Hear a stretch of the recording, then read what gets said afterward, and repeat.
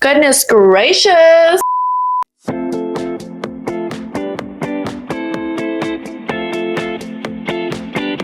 what is up, you guys? Welcome back to my channel. For today's video, we are doing another reading. Am I the asshole? Share. I don't know why my cats, does anyone else who have cats do that? They just scratch at, oh my goodness, my animals are crazy. I don't know how the lighting is in here. Hi, we're in my office. So this intro is terrible. Anyways, hi everyone. No, not that. Hey, what is up, you guys? Welcome back to my channel. My name is Clara Valentine. So good to see you. So nice to see you. So nice to meet you. If you are new to my channel, hi. I do a little bit of everything over on this channel, and we're still finding a niche. We're still finding what we like to post. And right now what we like to post is a little bit of everything, just a little bit into my life, and we like to hang out over here. We like to, we just like to vibe. Okay, we like to vibe over here. So with that said, I am in a new area. As you can see my background, ignore that. That is a DIY art project. We're just gonna scoot over here a little bit. We'll get my cool little things in the background. All right, we're 2 minutes in and we're just rambling. All right, let's get into it. Today we're reading r/Am I the Asshole? I already read one of these that I have not posted yet, but I have scheduled. But by the time this video is posted, that one will already be out. So we're kind of gauging if you guys like this kind of content or not. I don't know how you feel about it, how you're gonna feel about it, but regardless, I'm still gonna post it. So you can just get used to it. All right, so we're reading. I should do reading r/Am I the Asshole in a British accent. That would be amazing. Okay, welcome to my office. We're in my office. We're gonna start reading. Okay, let's just jump right into it because I have been rambling for 3 minutes now, and that is way too long. Okay, first one. Am I the asshole for threatening to take our son and leave? Immediately, we need context. Immediately, we need context because threatening to take our son and leave. I'm gonna say no because I feel like you're threatening to take your son and leave. There is a valid reason. So let's get into it. Hi, for clarity, I am my sister's guardian. I'm 22 female and she's 14. Okay, that's sweet. My husband hates my younger sister because she's entitled, rude, and a quote unquote parasite. I left my abusive mom and moved out as soon as I could, leaving my sister in her care. My sister was also being abused by my mom and wanted to live with me, so I took her with me and became her legal guardian. Okay, that's sweet. Starting off, okay, I think that's really sweet. I think that you did a good thing. I think you got her out of a bad situation, and props to you. Okay, continuing. Backstory. My husband has always had anger issues. Red flag. Leave him. Leave him. Leave him immediately. Immediately. Leave him. If he's got anger issues, okay, that's the grown man. Motherfucker needs to get it together, all right?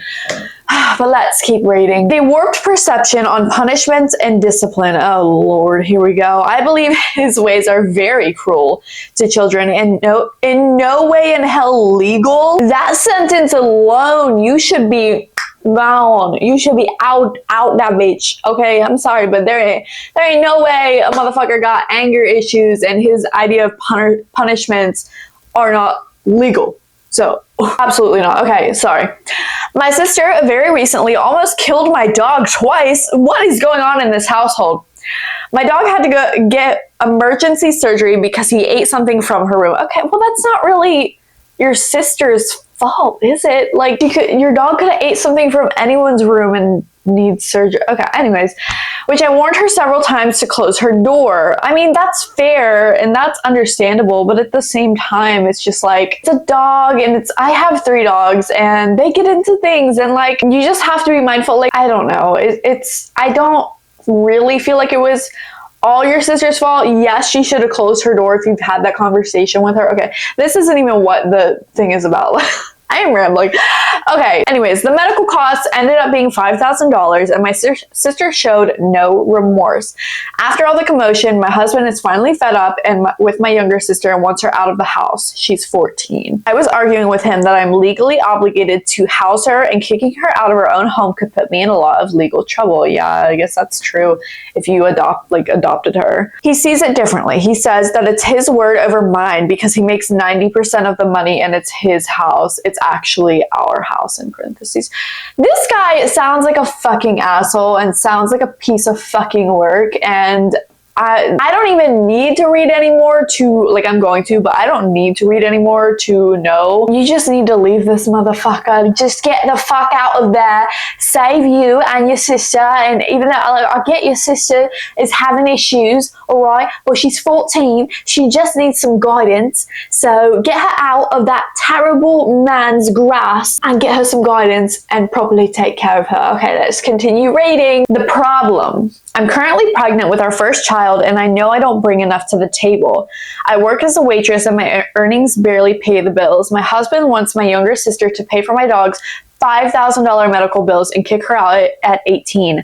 I argued that she would only pay $3,000 because $5,000 is way too much for a 14-year-old to shoulder. $3,000 is just as crazy for a 14-year-old. Funny story, well, not really funny, but terrible story, but lesson learned for me. When I was about 14, 15 years old, I ended up getting scammed by this guy online that it was one of those fake check scams. I don't know how I got roped into it. I don't remember exactly how it went down, but I know that this guy, I found some random dude online. I don't even know where I found this guy. Random dude ended up telling me, oh, I'll give you this amount of money. All you have to do is this. And it's you deposit the fake check and then you send it back to them so that they get the money, but then you're screwed out because it's negative that amount because the check bounces, whatever.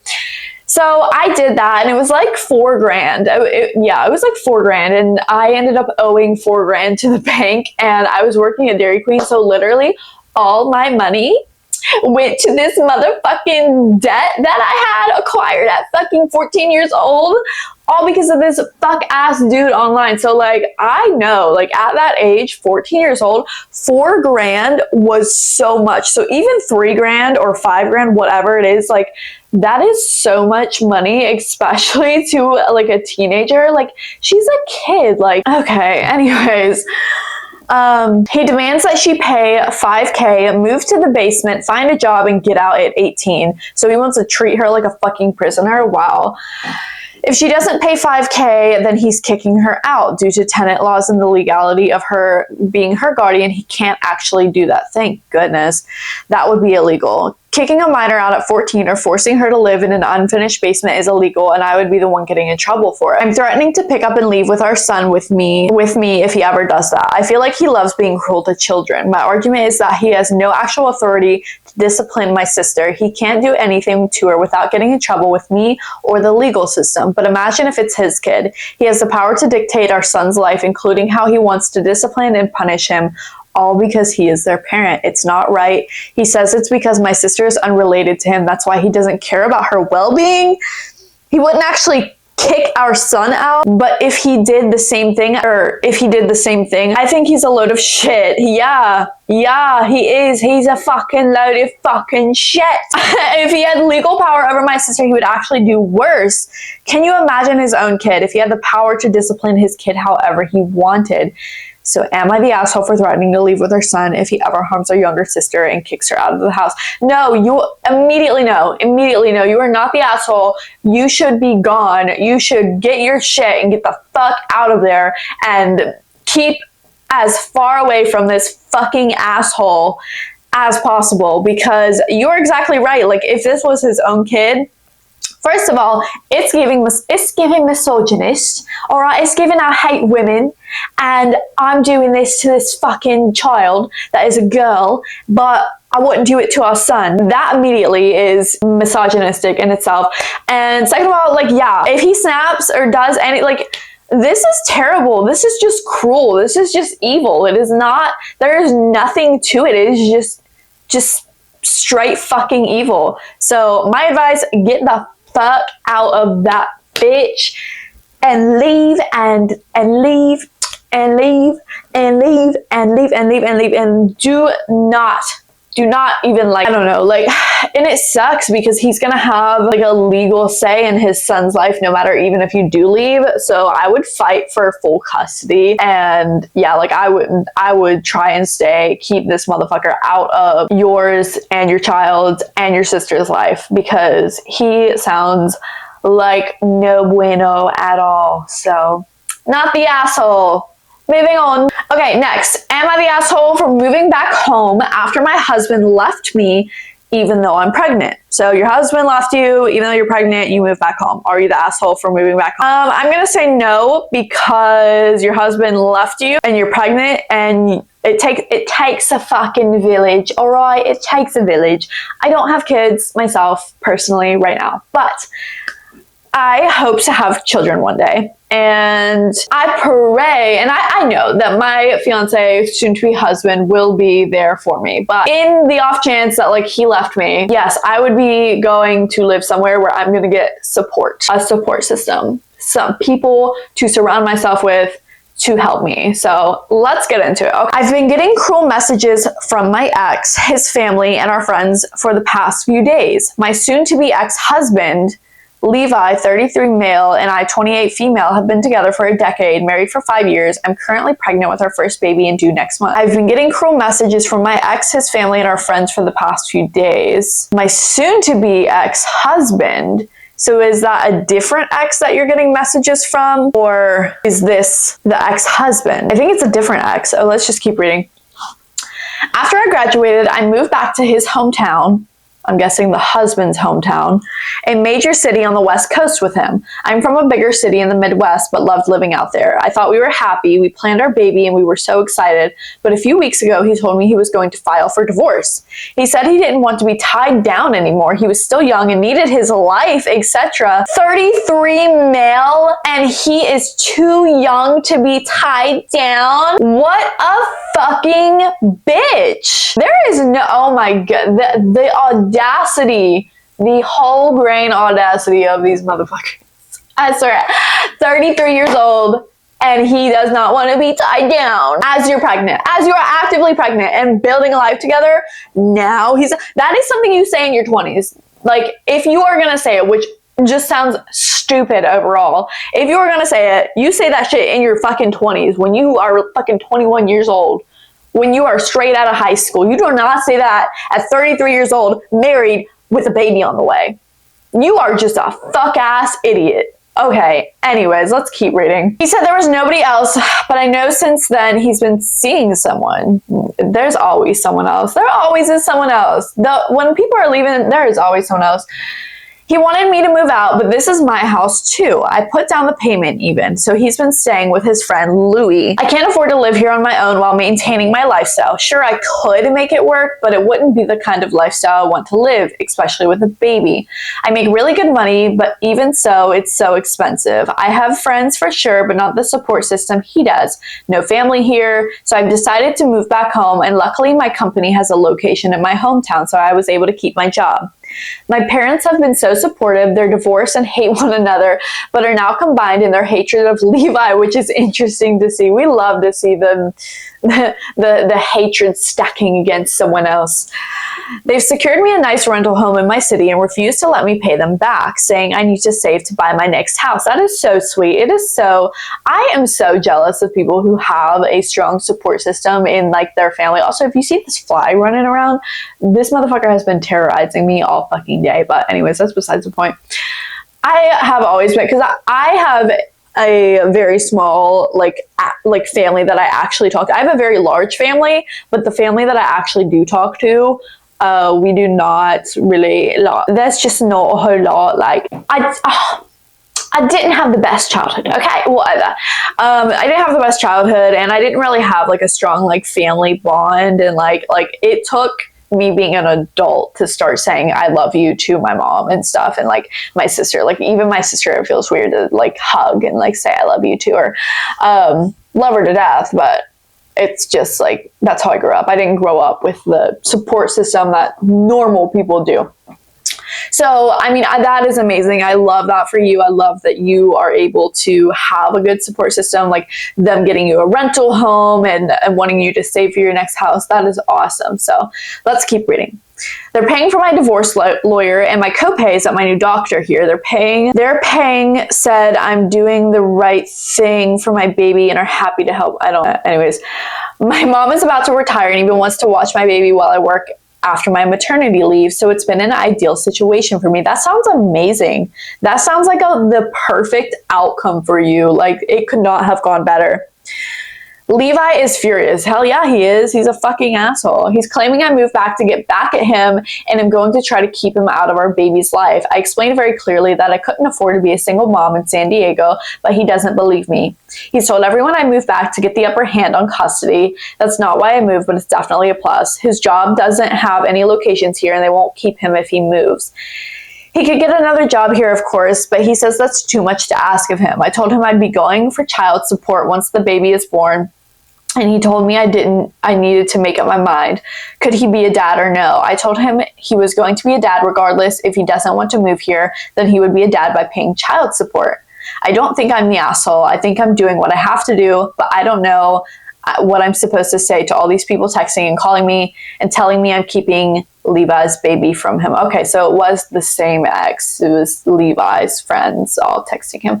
Okay, so just starting out, not the asshole. Because one, this motherfucker's at the big old age of 33 saying he doesn't want to be tied down. I don't want to be tied down. Fully married for 5 years, been together for a decade. You are currently pregnant. Like, you are in that stage of your life where you are building a family, you are building something with somebody, and all of a sudden they want to opt out of it. That is on him because you decided to do what you need to do. You went and you surrounded yourself with a good support system, people who love you, a good situation to raise this baby in. Like, if you stayed in San Diego, I guarantee it would not be as much of an ideal situation than had you moved back home. And I think that everyone else that is texting you and telling you what to do and telling you that you are trying to keep Levi out of your kid's life and everything, like, one, it's none of their goddamn business. It's none of their fucking business. They need to step the fuck down and realize their place in this, which is that they don't have a place in this. And two, Levi needs to stop being a fucking child and acting like a frat boy. And he just needs to accept the fact that he is making a tremendous fucking mistake and being a fucking man baby, and realize that he is living, it is consequences. There are consequences to your fucking actions. And Levi needs to realize there's fucking consequences to his fucking actions. And the whole world is not going to cater to him. You're not going to cater to him. Like, as soon as he made that choice to leave and file for divorce, that is it. He does not have a say in what you do anymore. So, not the asshole. I think you're doing a great thing, and I wish you luck, and I pray that you and your baby have a healthy, happy, amazing life. Let's move on. Okay, last but not least, this one is a little bit of a long one, so we're only going to be doing 3 today. But next one is, am I the asshole for saying I don't feel bad for my sister's killer after he died? Not the asshole. Your sister's killer died. That sounds like a fucking party. All right, trigger warning. My little sister was murdered by a group of boys a couple years ago. Just straight into it. About a year later, the same group stole a car, crashed it, and 3 of them died. 1 survived, but is now paralyzed. That sounds like fucking karma to me. The other day, I was walking through a cemetery with a friend. We thought it looked nice in the fall, and I happened to see the grave of one of the boys. He was also the one who did the other horrible things to my sister. I told my friend who it was and said, honestly, I don't feel bad. He or his friends are gone. That I kind of see it as karma. You are exactly right. Karma. Yeah, that is. Karma's a fucking bitch. My friend said, quote, he was just 17. You can't hold a grudge against a dead 17-year-old. End quote. but I don't feel like I'm holding a grudge. I'm pretty numb at this point. I'm not sorry for him either. I'm sorry he was what he was. In my head, it's like whatever higher power is out there just hit reset on them for the damage they had caused so early in their lives. Maybe there was no hope for them. I don't know. It's not up to me. I have to move on and see all the beauty in what we do have here. I'm a really forgiving person because I know it's more about my own peace and sanity than the other people. I just genuinely feel like it was karma in a neutral way. What actually got me wasn't seeing the grave. It was my friend acting like I'm a bad person for not feeling sympathy. What exactly am I supposed to feel here? I find it funny because this friend rarely feels empathy towards other people in other situations. Like whenever I see homeless people or just people who give a vibe they're not doing well, she's always like, there are people in wars dying. Homelessness is a choice in this country. But suddenly when it's about the murder of my sister, I'm a bad person. You know what I'm saying? Okay. There's an update, but first, let me see my thoughts on this. So I don't think you're wrong. I think what you are feeling is valid. I think that you are feeling exactly what anyone else would be feeling. You know, if it was my sister, God forbid, I would feel the same way. I would feel happy that he was dead. And I am a Christian and I am a very forgiving person, and I try to be. And like, I pray hatred does not consume my heart, but at the same time, you are only human. And I think that is a very human feeling, that you are happy that they are gone from this world and that they got what essentially was coming to them. So no, I don't blame you for feeling that way. And I think that especially you feeling it more in a neutral way, I get what you mean in that. And I think that that is perfectly okay. And I think that your friend saying that is just kind of them not really fully understanding it, because I don't think that anyone can fully understand that unless they go through it. Grief and loss is really difficult and affects everyone differently.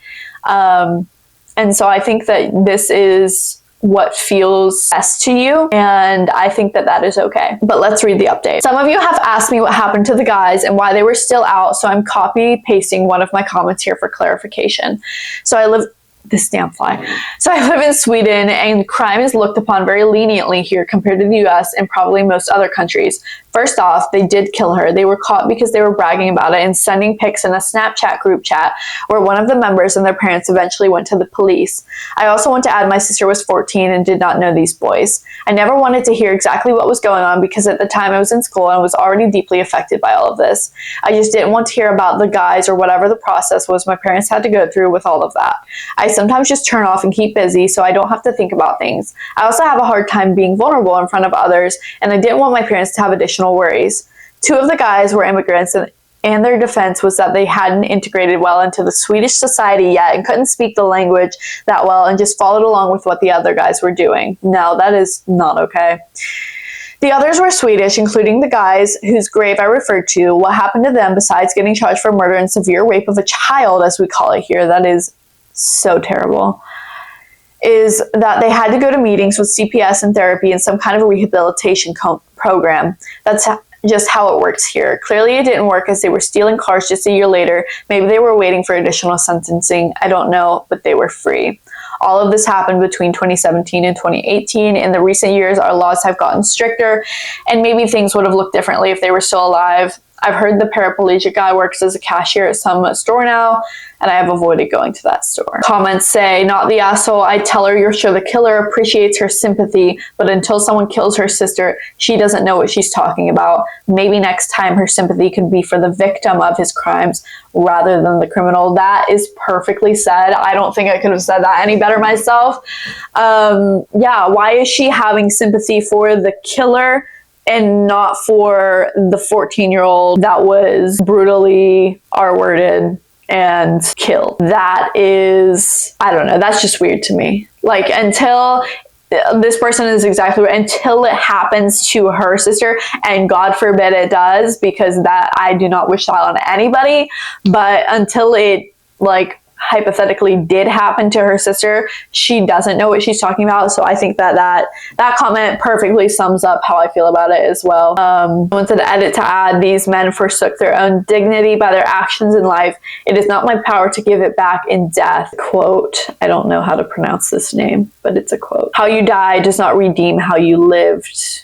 Yeah, exactly. Someone said, honestly, the friend sounds like one of those people that likes to complain about everything you say. Homelessness is a choice. I hope it's a choice she never has to make. Yeah, exactly. Like this girl just seems so out of touch with the reality of things, and just God forbid it happened to her. You know, God forbid any of this stuff happens to her that she cannot show empathy for, or sympathy. I don't know. I interchange those, but yeah, not the asshole. I think that you saying you don't feel bad for your sister's killer is perfectly okay. And I'm sorry that you have had to go through that. And I'm sorry your friend is like doing that.